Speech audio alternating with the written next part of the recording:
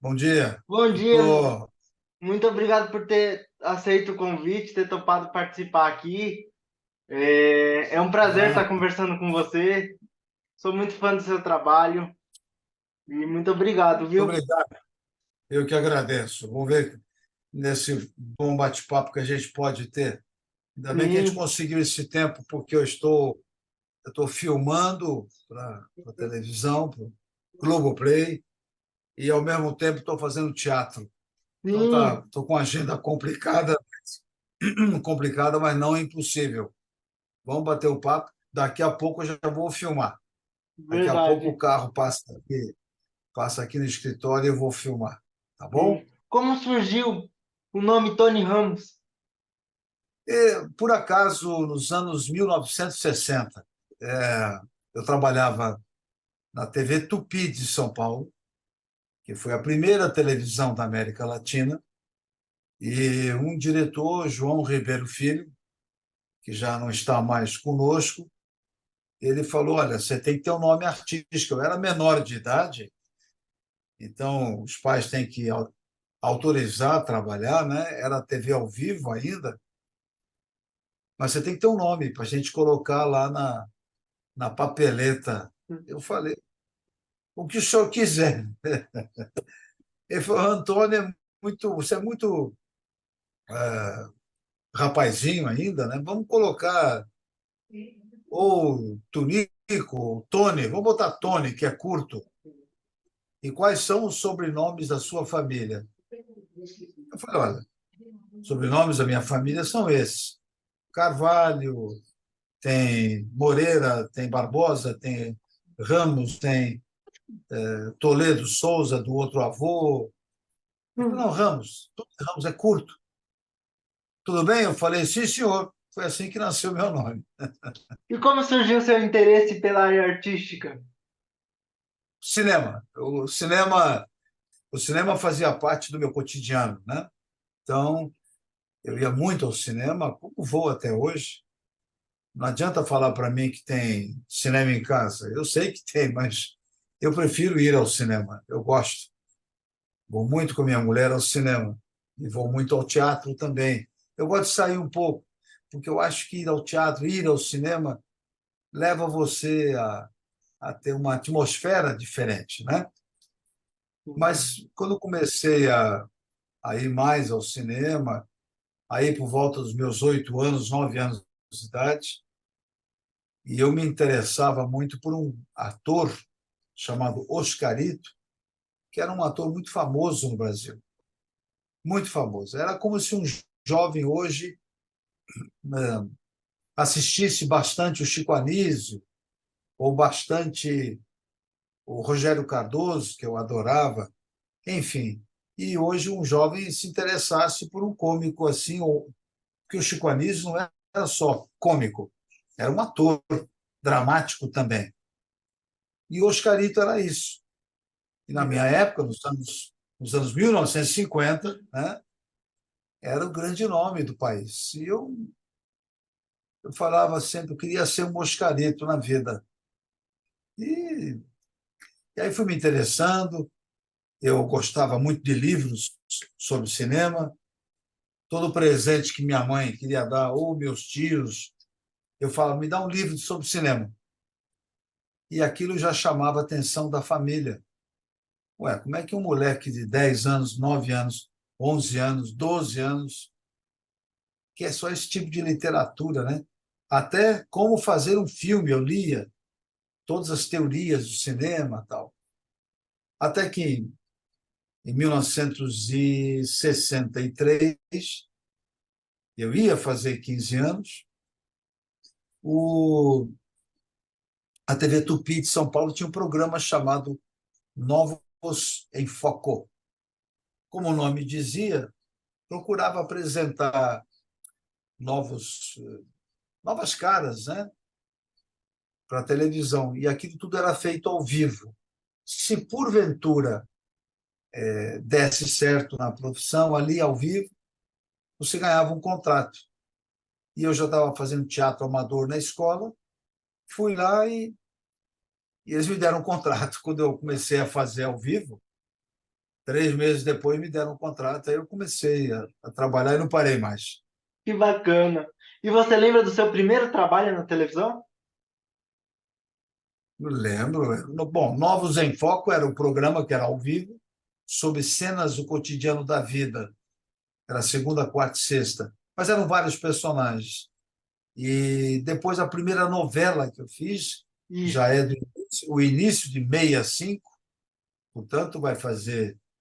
E no ano que vem, a primeira novela vai fazer 60 anos. Que Mas legal. que eu comecei na televisão já faz 60. E a primeira novela foi A Outra, do Walter George Durst, que eu fiz com Valmor Chagas e com George Gomide, um grande elenco. Sim. E qual foi o trabalho que mais te marcou até hoje? Olha, Vitor, é difícil, são tantos personagens. Para você ter uma ideia, e você vai concordar comigo, eu tenho na minha carreira catalogados, tirando os teleteatros, né, 143 personagens. 143 é muita coisa, Vitor. Então, Muita coisa. tem o período da TV Tupi, com sucessos como Antônio Maria, Nino Italianinho, Vitória Bonelli, Ídolo de Pano, uma dezenas de teleteatros, programas que eu apresentei na Tupi, tem muita coisa. Agora, na era Globo, eu estou na Globo há 48 anos. Então, eu fiz muita coisa, é difícil e até, de uma certa forma, desleal escolher um em detrimento de tantos. Claro que vários foram muito sucesso, outros foram um sucesso razoável, outros não foram sucesso, mas uma novela que não teve muito sucesso, quase nenhum, foi Filhas da Mãe. Eu adorei fazer, ganhei todos os prêmios daquele ano, e a novela não foi um estouro. Era o Manolo, de Filhas da Mãe, do Silvio de Abreu. Mas é claro que o público mais atento vai se lembrar de novelas que eu fiz de Janete Claire, de grande sucesso, que foi O Astro, que foi Pai Herói, novelas do Manuel Carlos, como Os Gêmeos de Baila Comigo, o deficiente auditivo que eu fazia, que era um personagem muito importante para falar sobre a deficiência auditiva, foi muito importante, que era o Abel, de Sol de Verão. Vitor, tem novelas do Manuel Carlos como Mulheres Apaixonadas, Laços de Família, sucessos estrondosos, né? Do Silvio de Abreu, A Rainha da Sucata, meu Deus, né? Passione, que eu gravei toda na Itália, a maioria das cenas, Belíssima, que eu gravei na Grécia, Caminhos da Índia, já da Glória Pérez, foi um Sim, sucesso absurdo, né? E aí acabo até esquecendo de outras que não é justo, mas que verdade. foram importantes na minha carreira, como Livre para Voar, do Walter Negrão, uma novela que eu adotava um menino preto, que era um menino de rua, não tinha ninguém, e a minha personagem adotava aquele menino. Era uma novela muito bonita que eu fiz com 1984, por aí, né? Eu fiz Livre para Voar, né?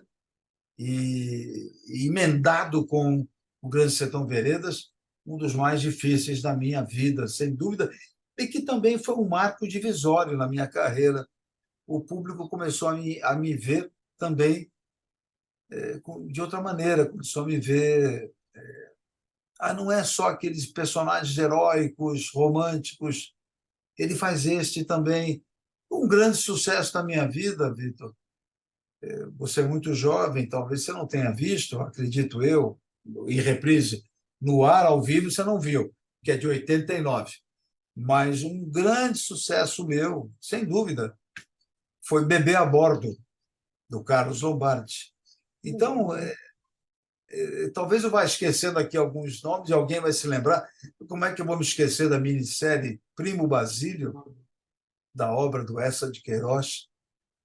É difícil, é difícil. Escolher um, eu não escolho, não. E você tem alguma história engraçada de bastidores para contar desses anos todos trabalhando na televisão? Muitas vezes elas são engraçadas naquele momento, mas contadas hoje talvez não, né? O esquecimento de um texto de alguém, aquilo provoca um riso. Eu trocar uma palavra por outra pode provocar um riso. Mas acho que a coisa mais emblemática, mais representativa, foi em 1984, eu gravando o Grande Sertão Veredas, quando nós tínhamos que rastejar à Nossa. noite. Era uma cena de rastejamento, eu tinha com o querido e saudoso Tarcísio Meira, e ele estava na frente, eu vinha logo atrás, e assim, ao rastejar, tinha um sinal do assistente de direção que dizia esse sinal era para parar, que aí a câmera ia pegar a gente em close.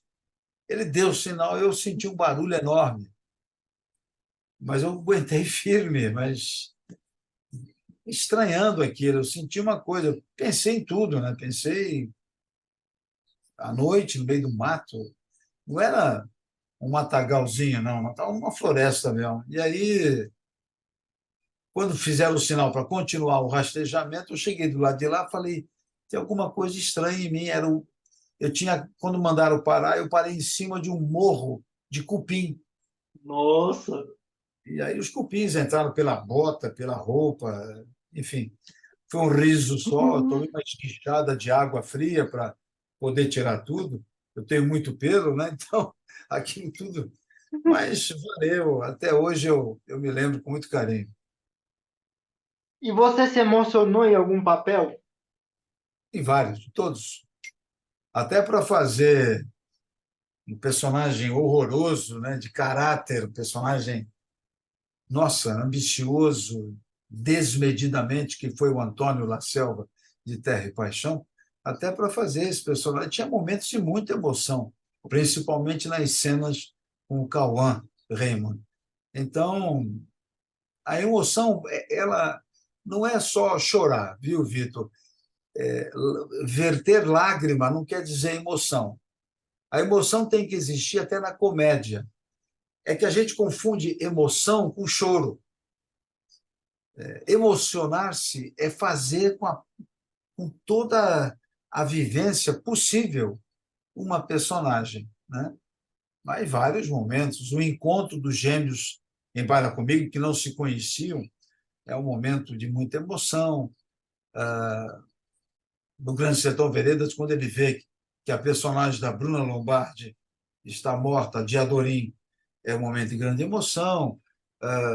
A emoção em Passione, a emoção em Caminho das Índias, a emoção em Cabocla, do Boanerges, que eu fazia, quando o filhinho dele não resiste e acaba falecendo, é uma cena linda. Quando a filha dele, do Boanerges, vai se casar, que era a personagem da Regiane Alves, é emocionante. O final de outro sucesso enorme que eu tive, está vendo? Gilberto Braga, o Caboclo era do Benedito Rui Barbosa, o Paraíso Tropical. O final de Paraíso Tropical é de muita emoção, muito bonito. Você está vendo? Vou lembrando até de outros nomes de novelas de enorme sucesso. Sim. E Avenida Brasil, você lembra? É lógico, né? Eu era o marido da Carminha, né? Eu Sim. lembro. Aquele primeiro e segundo capítulos que eu participei, fazendo ali o marido dela, ela dá um empurrão nele, ele rola na escada, tem uma concussão cerebral, não percebe onde está, vai andando até que o Tufão, né, que era o personagem do Murilo, o atropela. Claro, novela de muito sucesso. Dei lá uma pequena colaboração no começo. Sim. E Caminho das Índias, como é que foi para você trabalhar com a Laura Cardoso? Foi reencontrar a Laura, porque eu comecei a trabalhar com a Laura, Vitor, entendeu? Nossa grande, grande, inesquecível Laura Cardoso, que está firme. Falei com Sim. ela, falei com ela semana passada e Ela está louca para trabalhar e a gente diz para ela, está com 96, relaxa. Ela fala, não quero relaxar, não, quero trabalhar. Isso é muito bonito nela. Isso mostra o quanto ela é dedicada à profissão. E, de fato, eu acho que tendo uma personagem que ela não precise gravar todos os dias, né? Não tem sentido. Um personagem que ela grave 2 vezes, 3 no máximo por semana, daria para ela fazer tranquilamente. Então, é uma mulher encantadora. Eu trabalhei muito na TV Tupi, depois na Globo, e Caminho das Índias foi um reencontro que, no final, o último capítulo, quando ele fica sabendo que o pai dele é o Lema Duarte e ela do lado, né? Antes de ele brigar com o pai, ela ela faz um sinal dramático bonito para ele, não bata no seu pai, não bata. Ele não esperava aquilo, né? Então, Sim. lindo, mas só uma grande atriz como ela é, para fazer no tempo certo, dramático, sem exageros, como foi o que ela fez. Maravilhoso. Lima Duarte também é outro grande ator, né? Comecei com ele, comecei com ele. Que Está aí firme, legal. aos 93 anos, está firme, inteiro.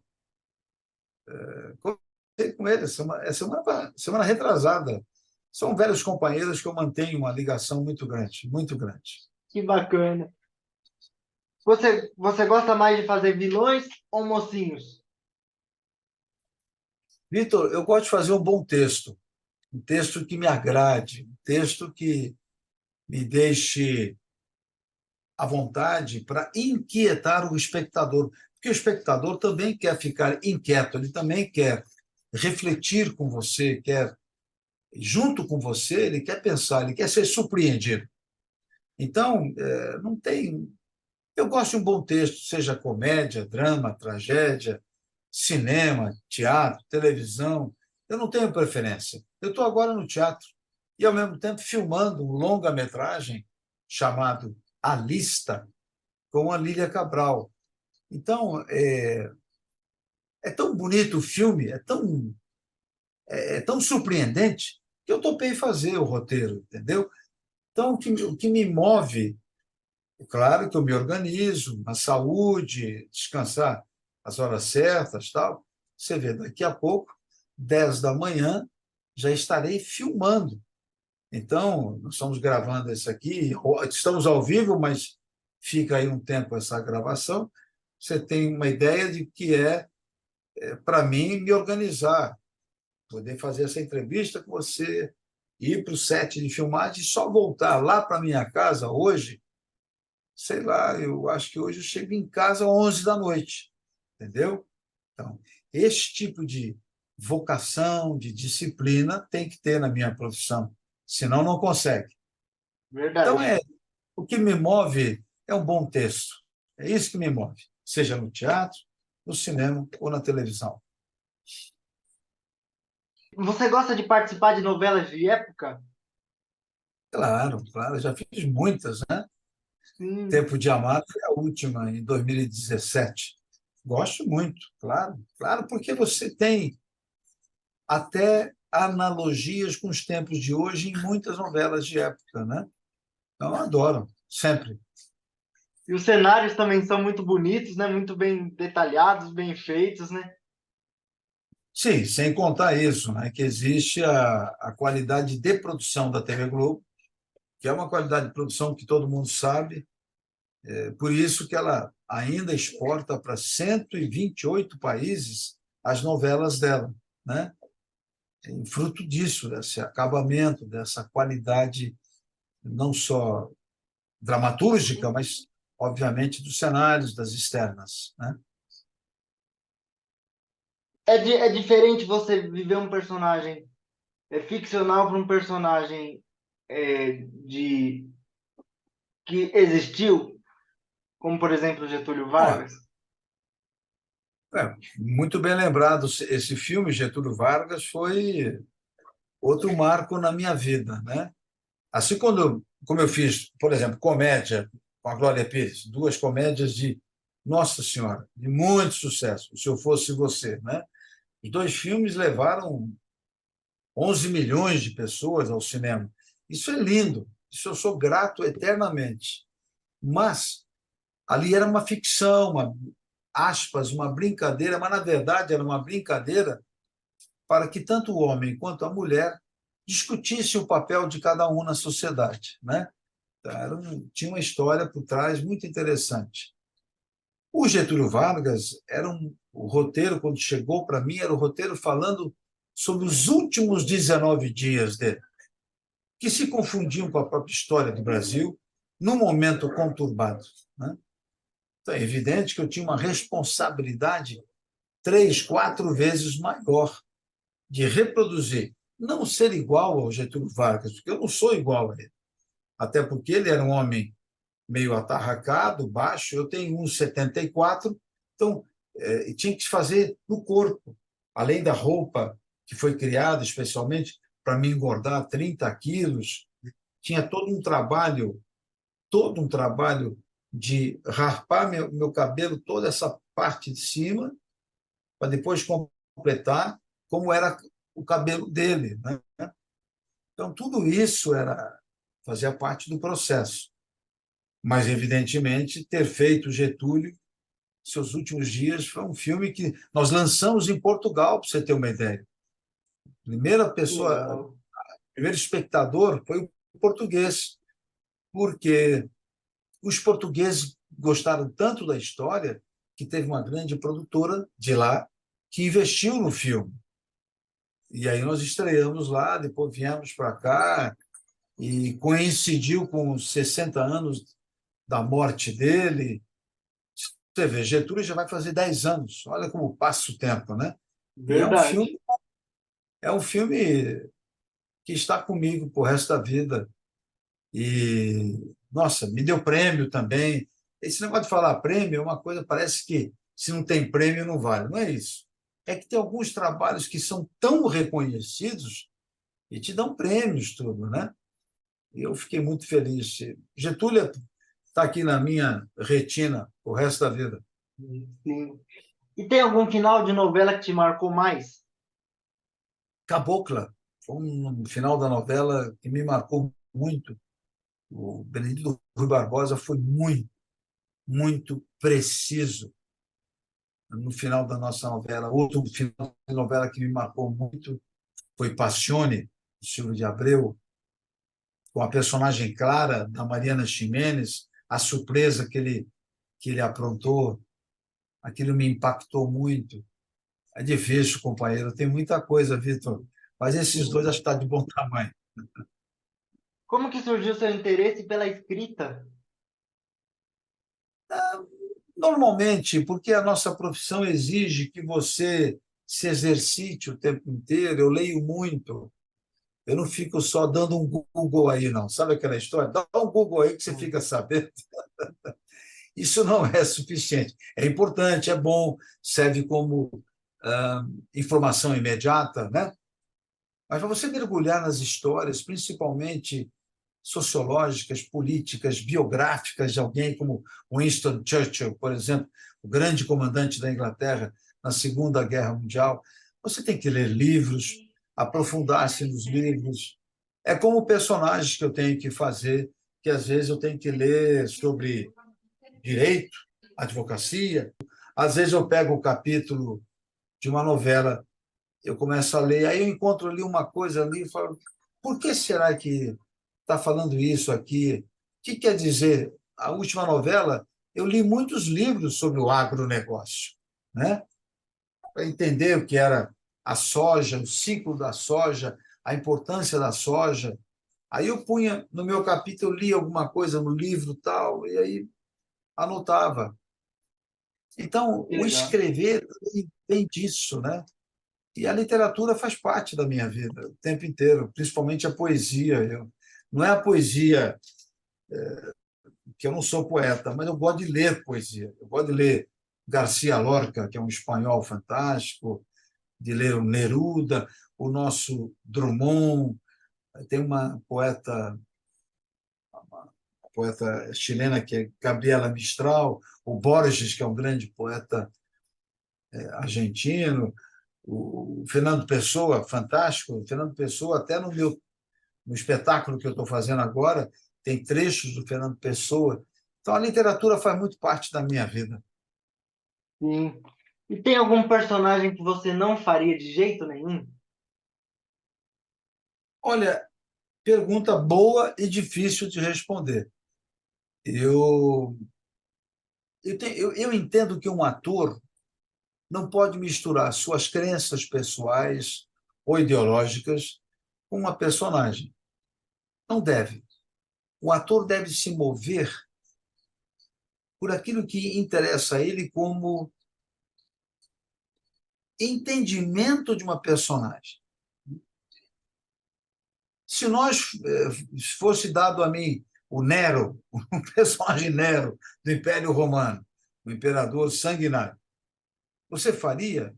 Quero crer que não tem nada a ver comigo, mas de repente, dependendo de como vem o roteiro para você, você fala, interessante analisar essa figura Nero por esse prisma do roteiro. Vou fazer, entendeu, Vitor? Mas eu nunca analiso comportamento pessoal de alguma pessoa ou de algum personagem que seja público, eu não analiso se eu tiver que fazê-lo na ficção. Eu vou fazer se o personagem é interessante. Se ele for um personagem que não me interessa, eu não farei. Há muitos anos, não é agora, não, mas há muitos anos mesmo, eu só faço aquilo que realmente eu quero fazer. Felizmente para mim, mas também eu trabalhei muito para isso. Que legal. Isso é bom, né? Você chega num ponto que você consegue fazer o que você quer fazer. Isso é muito legal. É lógico, mas não é não trabalhar, você entendeu, né? É Sim, fazer, é trabalhar naquilo que eu curti, que eu gostei de fazer, né? sim. E para você, o que é ser um bom ator ou uma boa atriz? Respeitar a si mesmo, em primeiro lugar, saber sua personagem, respeitar o espectador, fazer o melhor possível para o espectador e nunca deixar de ler, de se informar, de se exercitar, de estar inteiro na sua profissão. Básico, é isso. Verdade. É muito diferente o processo de gravar um filme, uma novela, de hoje para antigamente. Mudou a tecnologia, né? A tecnologia hoje é mais rápida, a tecnologia hoje é mais sofisticada, mas para um ator, ele não tem que ficar pensando em tecnologia, não. Tem que pensar no personagem, decorar bem aquele texto, ficar super atento ao texto, àquilo que o diretor e o autor querem, e ponto final. A tecnologia mudou muito, muita coisa. Ficou até mais lento para se gravar do que de tanta sofisticação que existe hoje. Mas, de qualquer maneira, ator não tem que pensar nisso. Ator tem que pensar na personagem e estar com o texto decorado. É isso. É como que foi participar de Mulheres Apaixonadas. Foi lindo. É o que eu disse, um dos grandes sucessos de Manuel Carlos, que eu tive o prazer de participar. Mas aí falava também da violência nas ruas, tanto que a personagem da Vanessa Gerbelli acabava morrendo, uma bala perdida, a minha personagem levava um tiro, ia para o hospital, etc. E ali a gente falava sobre isso, mas falava também sobre o comportamento humano, sobre a falta de escuta, porque as pessoas têm que escutar. Ouvir é ouvir. Você está me ouvindo. Eu também estou ouvindo qualquer ruído. Mas escutar é quando você ouve atentamente, né? Então a novela falava muito sobre isso. Uma alegria, uma alegria. Uma novela que teve sucesso de novo, não vale a pena ver de novo. Enfim, só posso agradecer. E Belíssima. A Belíssima foi na Grécia, né? A Grécia foi. Olha, Vitor, eu ganhei o que você imaginar de prêmio, homenagem fora do país, por causa de Belíssima, do Silvio de Abreu. Fui homenageado lá no Festival de Punta del Este, que é o festival internacional que existe todos os anos lá em Punta, no Uruguai. Homenageado no Porto, na cidade do Porto, em Portugal. São momentos que você vai lembrando quando conversa, como estou conversando com você, e que a gente não fica lembrando toda hora, né? Mas já que você perguntou, tudo isso é muito importante na minha vida e belíssima. É mais um marco na minha carreira. E quem é a sua inspiração na arte? Olha, eu acho que inspiração começa com o Oscarito. Você é muito jovem, teria que ver. Acho que talvez no YouTube tenha alguns filmes do Oscarito. Ele era um comediante, ele vinha do circo, família de circo, então ele era um ator completo, né? Ele tinha um humor físico, um gesto com caras, ele lembrava. Hoje, quem lembra muito assim, em outra dimensão, é o Jim Carrey. Lembra muito esse tipo de humor mais histriônico, né? Mas ele não era só isso, ele era um homem muito atento ao seu trabalho, à sua profissão. Ele foi a minha primeira grande inspiração. Depois vem Lima Duarte, Juca de Oliveira, Laura Cardoso, Fernanda Montenegro, pessoas que depois, com o tempo, fui envelhecendo e foram se tornando meus amigos, né? Do cotidiano. Então, só é por aí. São essas pessoas. Um grande ator italiano que até hoje eu tenho todos os filmes dele guardados em VHS, que é o Totò. Totò foi um dos maiores atores, se não o grande nome do cinema italiano. Sim. E como que foi trabalhar com a Fernanda Montenegro? Ah, você pode imaginar. É a mesma coisa que você me perguntou sobre Dona Laura Cardoso. Fernanda, Laura, estão num patamar absolutamente igual, né? Um patamar dessas grandes divas dedicadas ao trabalho, dedicadas à profissão, dedicadas às suas personagens, né? Fernanda, minha querida Fernanda, enfim, sou até suspeito porque é uma amiga querida de dentro da nossa casa e principalmente atenta ao seu país, atenta às liberdades, uma pessoa muito, muito fascinante, muito. E como é para você completar 60 anos de profissão e o que a profissão de ator mais te ensinou? Bom, completar 60 anos é uma bênção, é uma permissão. Quem acredita, ok, quem não acredita, paciência, mas eu acredito, é uma permissão de Deus, uma permissão maior de eu estar aqui 60 anos depois de ter começado, cheio de sonhos, cheio de vontade, de frustrações, de medos, de angústias, de preocupação, insegurança, tudo isso passou na minha vida. Mas nunca perdi a coisa mais importante, a fé e a perseverança. Então, para mim é uma bênção, é uma permissão maravilhosa, 60 anos trabalhando ininterruptamente. Isso me fascina muito. E o que a profissão de ator me ensinou, nada diferente do que a minha vida sempre me ensinou, pela minha mãe, pela minha avó, respeito ao próximo. Ponto. E Sim, exato. e a profissão de ator é não acreditar na fama, não achar que já ganhou tudo, está tudo certo. Eu não acredito nem em fama, nem em fracasso. Eu vivo a minha vida, sem modismos. Por isso que você até estranha, eu não tenho rede social. Mas eu não tenho rede social, não é porque eu seja contra, porque não é meu perfil, não é do meu dia a dia, não, não me fascina, não, não fico navegando. Eu vou no YouTube de vez em quando, às vezes eu passo 2 dias sem ir no YouTube, entendeu? E como eu não tenho as outras redes sociais, eu vejo que a minha vida segue, não é fundamental Sim. para mim. E repito, nada contra. Apenas não é meu perfil, apenas isso. Você tem algum sonho na profissão que ainda não realizou? Engraçado, outra boa pergunta, Vitor, mas eu, sei lá, todo mundo pensa em fazer alguma coisa, todo mundo tem um ideal, né?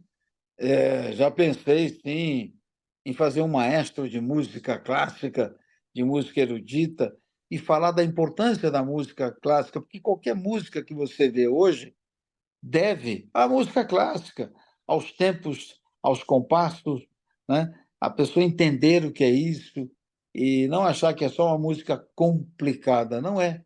É uma música que, no rastro dela, vieram outros gêneros, né? De alguma forma.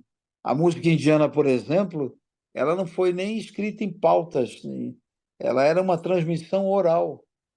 Depois aqui, com os anos, com os séculos, ela passou a ser escrita na pauta musical, né?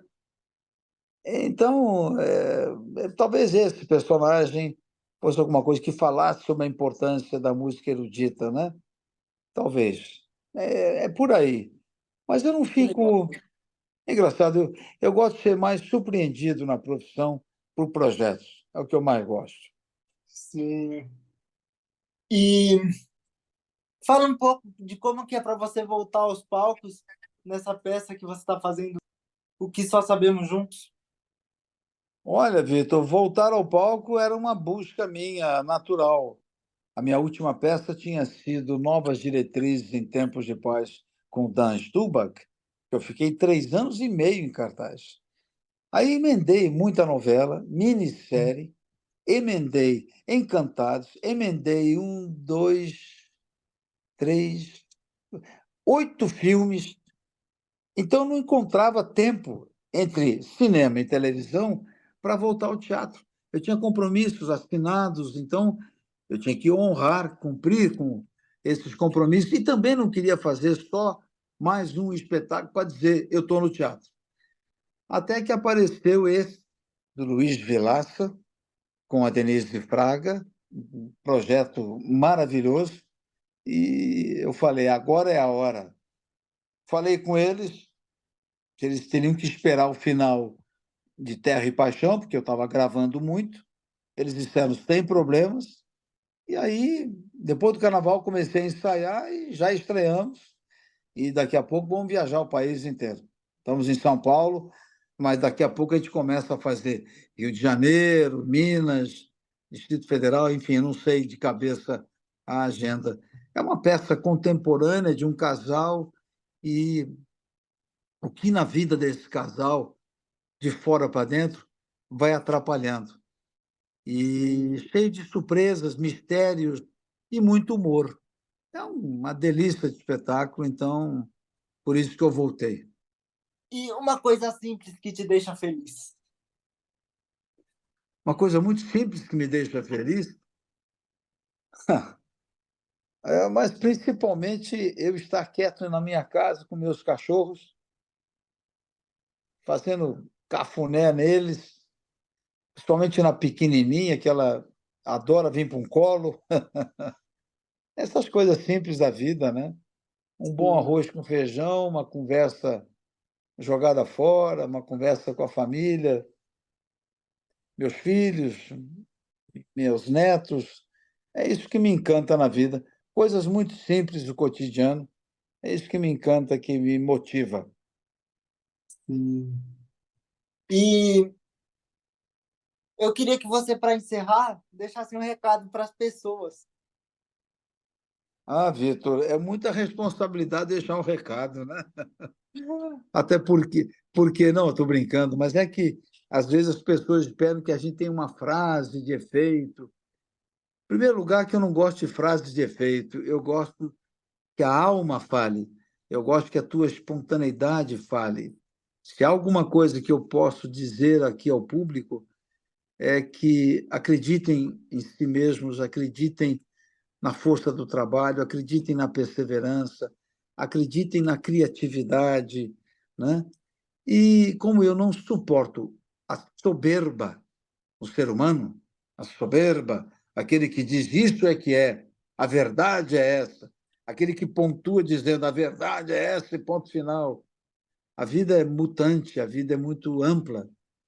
Então, como eu acredito muito em Deus e Nossa Senhora das Graças, a Mãe de Cristo, é isso que me move. É isso que me move.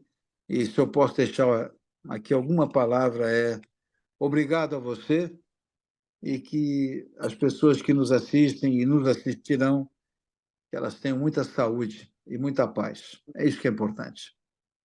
Muito obrigado pelo tempo, pelo carinho. Imagina. Foi muito legal conversar com você. Vamos mantendo contato. Tá bom. Força e vamos em frente, tá? Vamos sim. É isso aí. Tudo Bom de bom trabalho.